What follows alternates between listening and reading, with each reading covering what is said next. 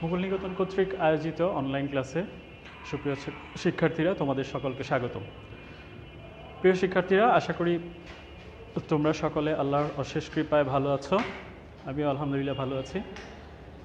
তো আজ আমি তোমাদের দশম শ্রেণীর হিসাব বিজ্ঞান ক্লাস নেব। তো মূল পাঠে যাওয়ার আগে আমি আজকে কিছু বিষয় তোমাদের সাথে আলোচনা করব। দেখো, আমরা পূর্ববর্তী অধ্যায়গুলোতে পড়েছি যে আমাদের ব্যবসায়িক লেনদেন সমূহ বিভিন্ন প্রকার হতে পারে। যেমন দ্বিতীয় অধ্যায় অর্থাৎ লেনদেন চ্যাপ্টারে আমরা পড়েছি যে লেনদেন দু প্রকার হতে পারে। কি কি? একটা হচ্ছে অভ্যন্তরীণ লেনদেন, আরেকটা হচ্ছে বাহ্যিক লেনদেন। আবার অন্য দিক থেকে আলোচনা করলে লেনদেন নগদও হতে পারে, অনগদও হতে পারে। তো নগদ লেনদেন কেমন? যেমন নগদে বিক্রয় করা হলো 10,000 টাকা, বা কর্মচারীকে বেতন দেওয়া হলো 5,000 টাকা, অথবা ভাড়া পরিশোধ করা হলো 10,000 টাকা। এগুলো বিভিন্ন নগদ লেনদেনের উদাহরণ। আবার অনগদ লেনদেন কোনগুলা? যেমন ধরো বাকিতে ক্রয় করা হলো 10,000 টাকা, এটা একটা অনগদ লেনদেন, বা ধারে লেনদেন বা বাকিতে লেনদেন, আমরা যেভাবেই বর্ণনা করি না কেন। তারপরে অনগদ লেনদেন আরও কেমন হতে পারে? যেমন ধরো ধারে অফিস সরঞ্জাম ক্রয় করা হলো, এটা একটা অনগদ লেনদেনের উদাহরণ। যাই হোক, তো আমরা লেনদেনগুলোকে বিভিন্ন বৈশিষ্ট্যের আলোকে বিভিন্নভাবে ভাগ করতে পারি। তো লেনদেন আরেকটি দৃষ্টিকোণ থেকে দৃশ্যমান হতে পারে, আবার অদৃশ্যমানও হতে পারে। তো দৃশ্যমান এবং অদৃশ্যমান অর্থাৎ দৃশ্যমানতার ভিত্তিতে আমরা লেনদেনকে দুই ভাগে ভাগ করতে পারি। একটা হচ্ছে দৃশ্যমান লেনদেন, অর্থাৎ যেই লেনদেনগুলোকে আমরা চোখে দেখতে পাই, দৃশ্যমান। আর অদৃশ্যমান লেনদেনের উদাহরণগুলো হচ্ছে যে লেনদেনগুলোকে আমরা দেখতে পাই না, মানে যেগুলো আমাদের দৃষ্টিগোচর হয় না, সেগুলোকে আমরা বলি অদৃশ্যমান লেনদেন। তো তোমরা কি একটা অদৃশ্যমান লেনদেনের উদাহরণ দিতে পারবে? হ্যাঁ, অবশ্যই। অতক্ষণে তোমরা বুঝে গেছো আমি কোন ধরনের লেনদেনের কথা বলছি।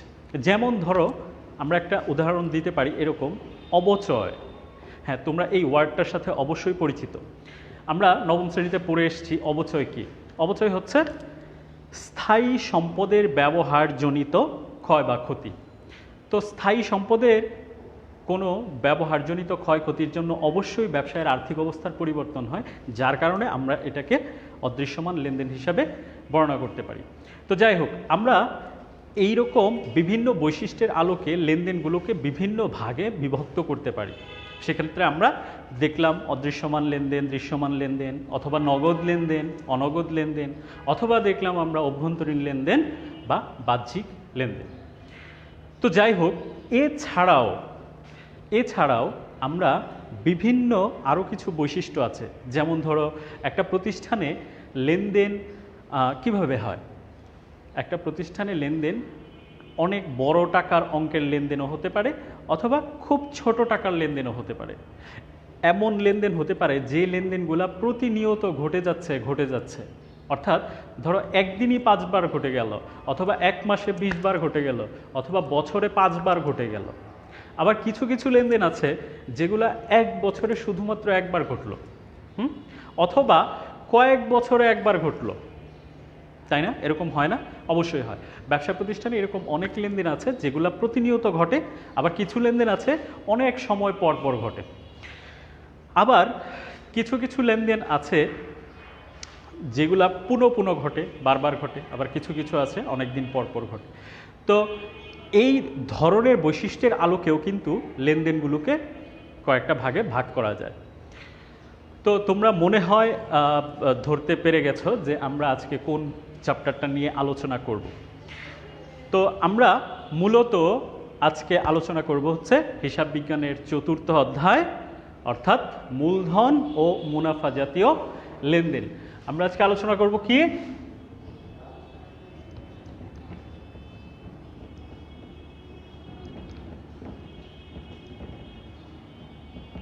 মূলধন ও মুনাফা জাতীয় লেনদেন।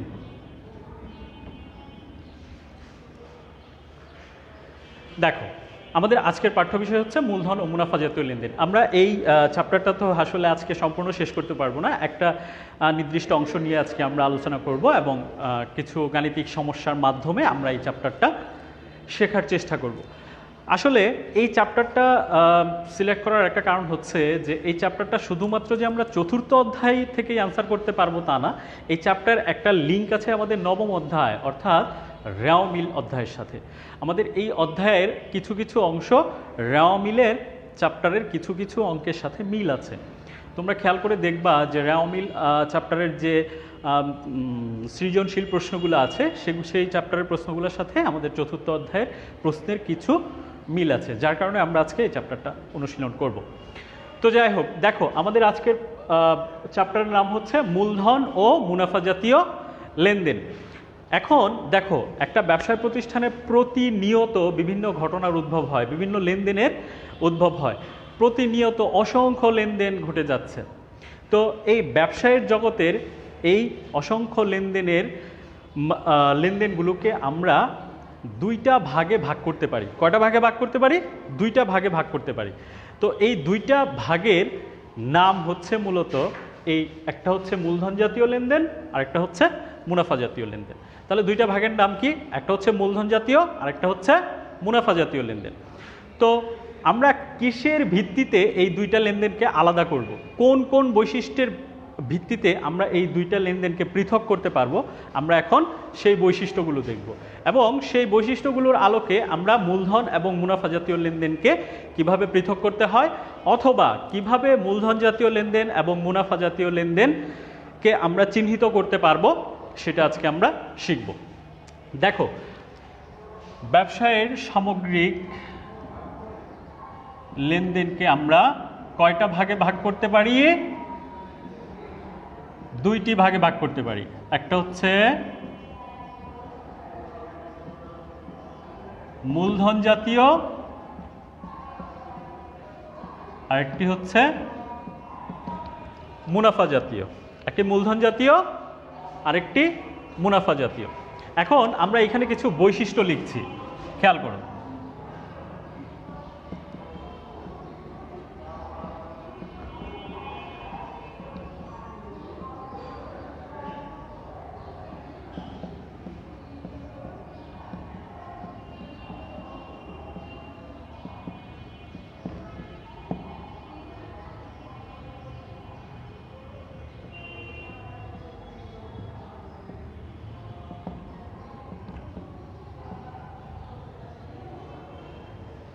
দেখো, আমরা এখানে তিনটা বৈশিষ্ট্য লিখেছি। প্রথমটা লিখেছি সুবিধা ভোগের ভিত্তিতে, দ্বিতীয়টা লিখেছি টাকার অঙ্ক, তৃতীয়টা লিখেছি লেনদেনের সংখ্যা। তো এই তিনটা বৈশিষ্ট্যের ভিত্তিতেই আমরা আসলে আজকে আলাদা করব যে কোনগুলো মূলধন জাতীয় লেনদেন আর কোনগুলো মুনাফা জাতীয় লেনদেন। খেয়াল করো, এখানে আমি প্রথম বৈশিষ্ট্য লিখেছি সুবিধা ভোগের ভিত্তিতে। খেয়াল করো, একটা ব্যবসা প্রতিষ্ঠানে যে লেনদেনগুলো সংগঠিত হয় সেই লেনদেনগুলো থেকে দেখবা কিছু কিছু লেনদেন থেকে আমরা 1 বছরের কম সময় ধরে সুবিধা পাবো, আবার কিছু কিছু লেনদেন থেকে 1 বছরের বেশি সময় ধরে সুবিধা পাবো। কেমন? যেমন ধরো, একটা ব্যবসা প্রতিষ্ঠানের জন্য একটা আসবাবপত্র কেনা হলো। কি কেনা হলো? একটা ব্যবসা প্রতিষ্ঠানের জন্য একটি আসবাবপত্র কেনা হলো। তাহলে আসবাবপত্র কেনা হলে একটা আসবাবপত্র কি আমরা প্রতিদিন কিনবো? প্রতি মাসে কিনবো না। প্রতিদিনও কিনবো না, প্রতি মাসেও কিনবো না। এমন অনেক আসবাবপত্র আছে যেগুলো কয়েক বছরে একবার কিনলেও হয়।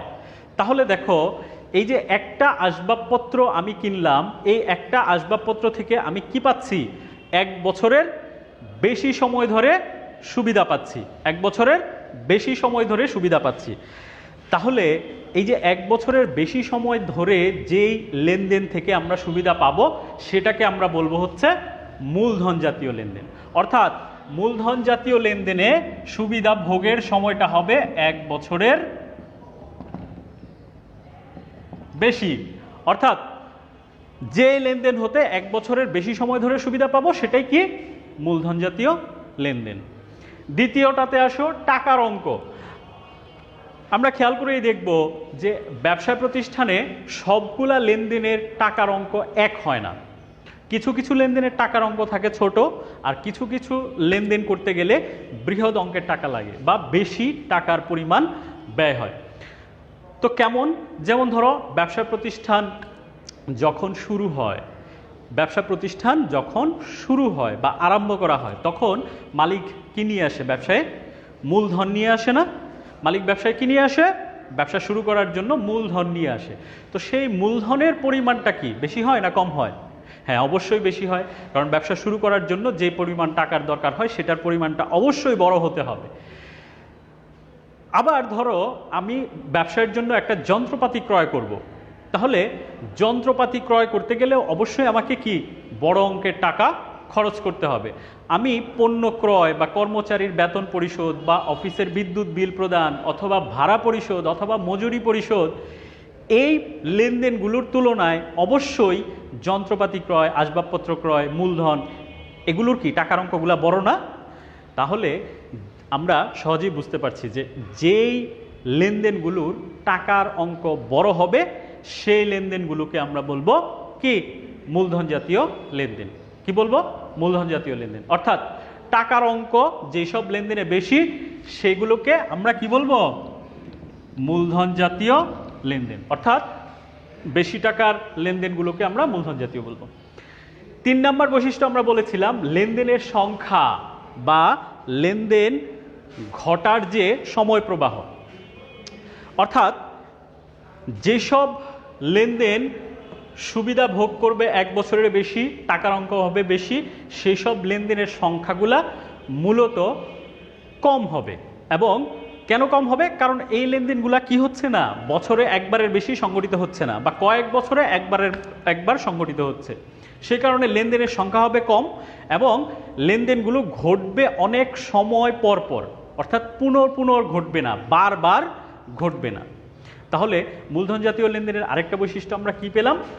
লেনদেনের সংখ্যা হবে কম এবং দীর্ঘ সময় পর পর লেনদেনগুলো সংগঠিত হবে।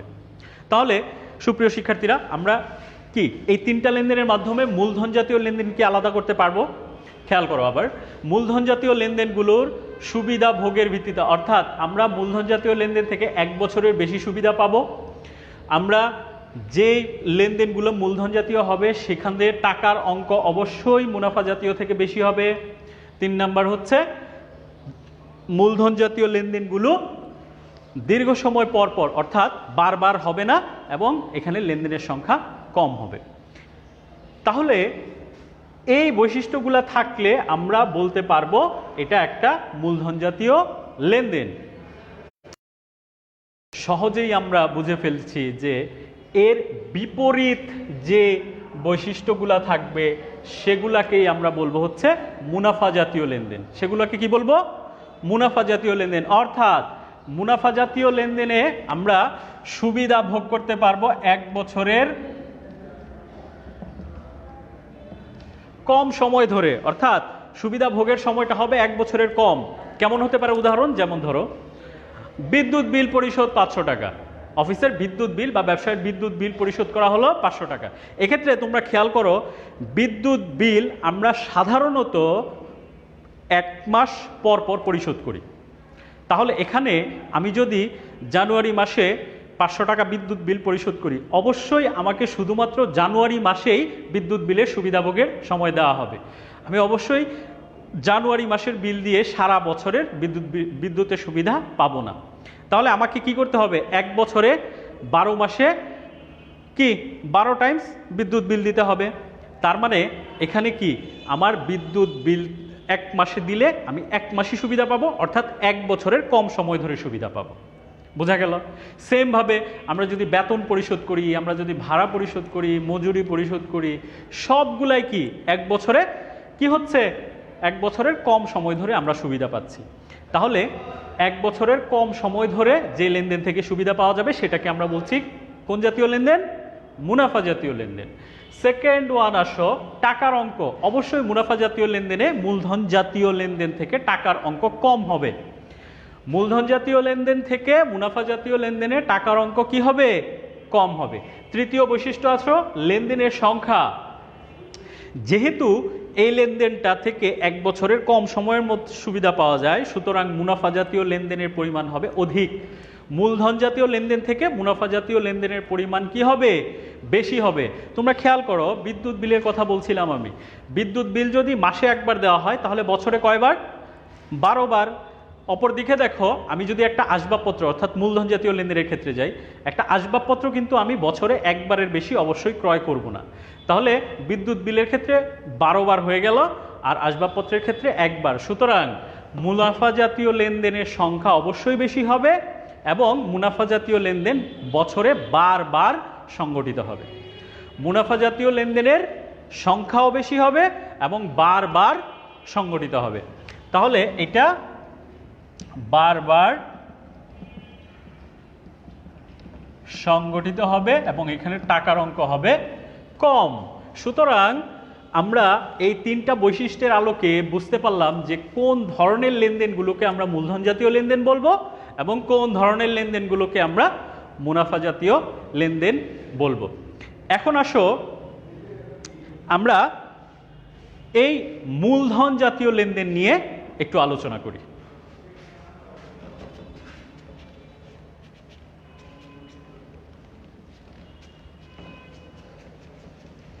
খেয়াল করো, আমরা সামগ্রিক লেনদেনকে ভাগ করেছি দুটা ভাগে, একটা হচ্ছে মূলধন জাতীয় লেনদেন আর একটা হচ্ছে মুনাফা জাতীয় লেনদেন। এখানে খেয়াল করো, মূলধন জাতীয় লেনদেনটাকে আমরা দুটা ভাগে ভাগ করতে পারি। কয় ভাগে? 2 ভাগে। একটা হচ্ছে মূলধন জাতীয় প্রাপ্তি বা আয়, আরেকটা হচ্ছে মূলধন জাতীয় প্রদান বা ব্যয়। আমরা মূলত আজকে মূলধন জাতীয় লেনদেন নিয়ে আলোচনাটা করব। খেয়াল করো, আমরা এখানে লিখেছি মূলধন জাতীয় লেনদেন 2 প্রকার। একটি হচ্ছে মূলধন জাতীয় প্রাপ্তি বা আয়, আরেকটা হচ্ছে মূলধন জাতীয় প্রদান বা ব্যয়। তাহলে এই ওয়ার্ডটা দিয়ে আমরা কি বুঝতে পারছি? প্রাপ্তি বা আয়। মূলধন জাতীয় প্রাপ্তি বা আয় অর্থাৎ আমি টাকা পাবো, ব্যবসা প্রতিষ্ঠান টাকা পাবে। এই ধরনের লেনদেনের মাধ্যমে ব্যবসা প্রতিষ্ঠানের অর্থ প্রাপ্তি ঘটবে। সেই অর্থটা প্রাপ্তি ঘটবে কত সময়ের জন্য? অবশ্যই সেখান থেকে 1 বছরের বেশি সুবিধা পাওয়া যাবে। অর্থাৎ যে টাকাটা আমরা পাবো সেটা সুবিধাটা 1 বছরের বেশি সময়ের জন্য হবে। সেখানে টাকার অঙ্কটা বড় হবে এবং এই লেনদেনটা বারবার হবে না। তাহলে এরকম কেমন লেনদেন হতে পারে তোমরা একটু চিন্তা করো। হ্যাঁ, অবশ্যই তোমরা বলতে পারবে প্রাপ্তি। দেখো, মালিক যখন ব্যবসায় শুরু করে তখন সে কিছু নগদ অর্থ বা কোনো আসবাবপত্র বা যন্ত্রপাতি এই ধরনের বা ব্যাংকে জমা টাকা এই ধরনের কিছু সম্পদ নিয়ে সে কি করে? ব্যবসা শুরু করে। আর যে অর্থ বা সম্পদ নিয়ে সে ব্যবসা শুরু করে সেটাকে আমরা কি বলি? মূলধন বলি। এখন মালিক কি করলো? ব্যবসা প্রতিষ্ঠানকে টাকা মূলধন হিসেবে দিল। আর ব্যবসা প্রতিষ্ঠান কি হলো? ব্যবসা প্রতিষ্ঠান এই নগদ অর্থ এবং আসবাবপত্র বা যন্ত্রপাতি মূলধন হিসেবে সে গ্রহণ করলো।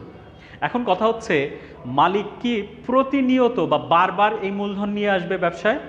অবশ্যই না। মালিক কি করবে? ব্যবসা শুরুর সময় মূলধন দিবে, অথবা বেশ কিছু বছর পর বা বেশ কিছু সময় কাটার পর যখন ব্যবসার কিছু অর্থের দরকার হবে তখন সে অতিরিক্ত কিছু মূলধন আনতে পারে।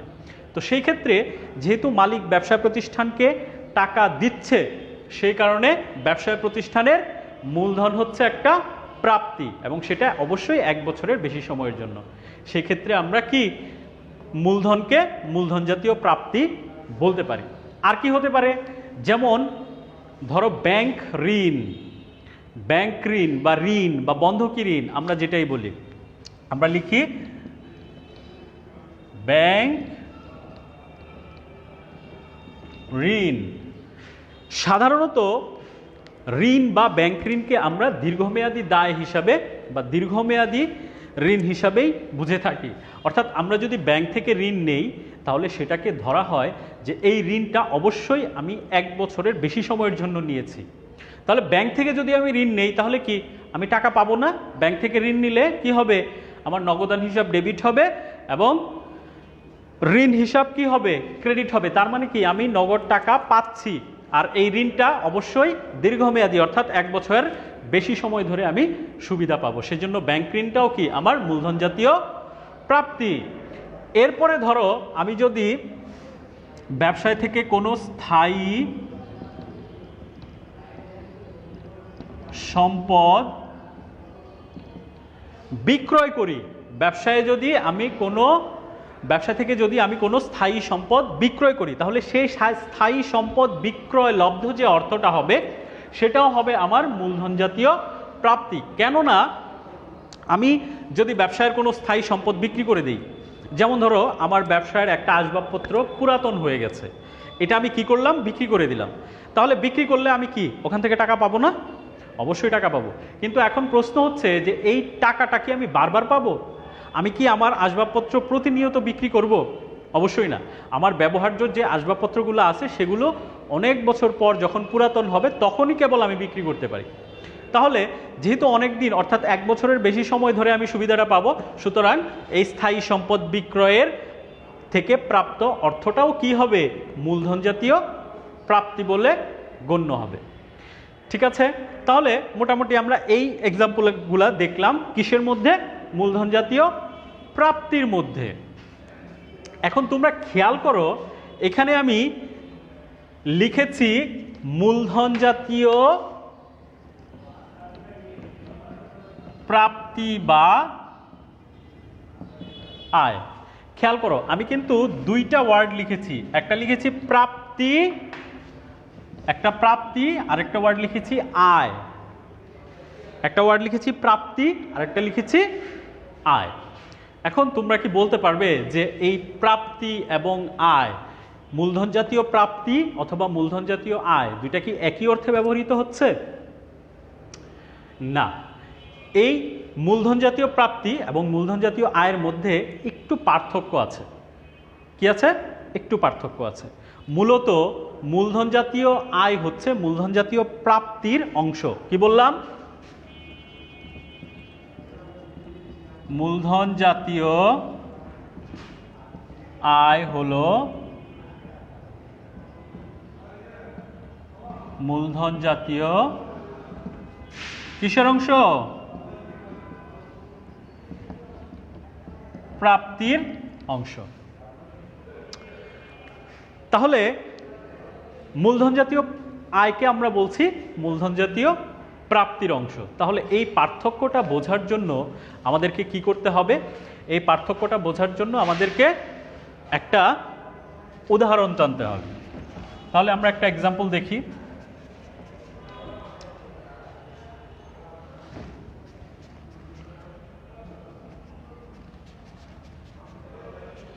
আমি মুছে দিলাম, পরে আবার লিখব। খেয়াল করো,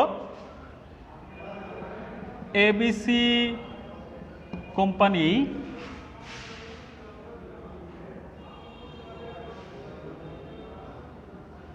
(2017) সালে একটি যন্ত্রপাতি ৮০,০০০ টাকায় বিক্রয় করল।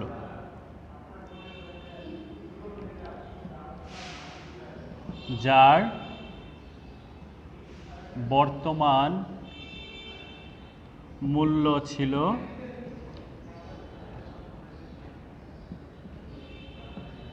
৬৫,০০০ টাকা। আমি এখানে একটা সিম্পল একটা উদাহরণ লিখলাম যে এবিসি কোম্পানি ২০১৭ সালে একটি যন্ত্রপাতি ৮০,০০০ টাকায় বিক্রি করলো, যার, আমি এখানে আরেকটা জিনিস মেনশন করে দিই, একটি পুরাতন যন্ত্রপাতি লিখি আমরা। হ্যাঁ,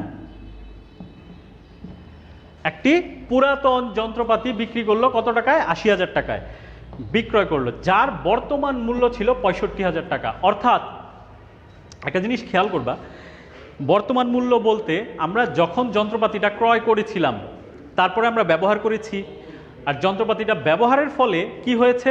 অপচয় হয়েছে। তো এই যন্ত্রপাতির যখন আমরা কিনেছিলাম তখন সেই নতুন যন্ত্রপাতির মূল্য থেকে আমরা যখন অপচয় মূল্যটা বাদ দিব তখন যে মূল্যটা থাকবে সেটা হচ্ছে আমাদের বর্তমান মূল্য। তাহলে বর্তমান মূল্যটা কত? ৬৫,০০০ টাকা। আমরা কি বলেছিলাম যে স্থায়ী সম্পদ, পুরাতন স্থায়ী সম্পদ বিক্রি করলে সেটাকে আমরা কি বলি? মূলধন জাতীয় প্রাপ্তি। তাহলে আমি এখানে যন্ত্রপাতি কত টাকা বিক্রি করেছি?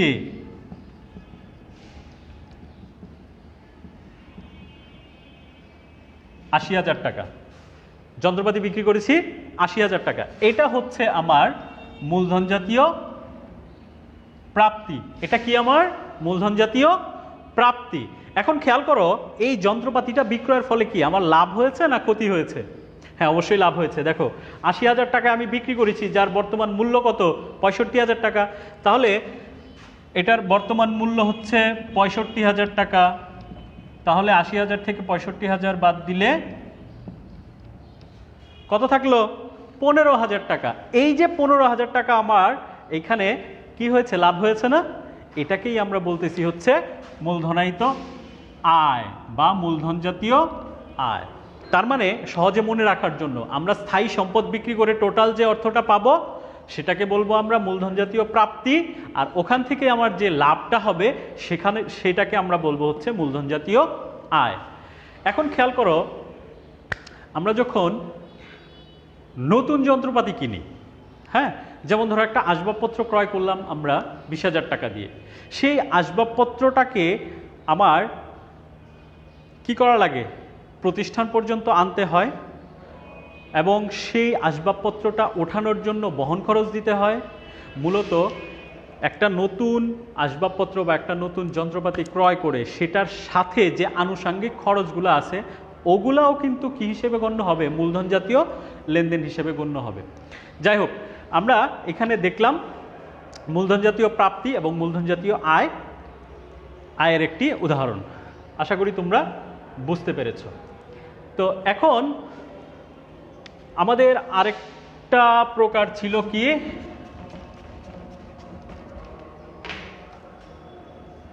মূলধন জাতীয় আরেকটা প্রকার ছিল প্রদান বা ব্যয়। অর্থাৎ মূলধন জাতীয় লেনদেনের একটা প্রকার হচ্ছে মূলধন জাতীয় প্রাপ্তি বা আয়, যেটা আমরা ইতিমধ্যে আলোচনা করলাম। আরেকটা হচ্ছে মূলধন জাতীয় প্রদান বা ব্যয়। তাহলে প্রদান বা ব্যয় বলতে আমরা কি বুঝতেছি? প্রদান বা ব্যয় বলতে আমরা কি বুঝছি? অর্থাৎ যে লেনদেনের মাধ্যমে প্রতিষ্ঠানের টাকা চলে যাবে, টাকা খরচ হবে, ঠিক আছে? তাহলে প্রদান বা ব্যয় বলতে আমরা বুঝলাম যে লেনদেনের মাধ্যমে টাকা খরচ হবে বা টাকা চলে যাবে।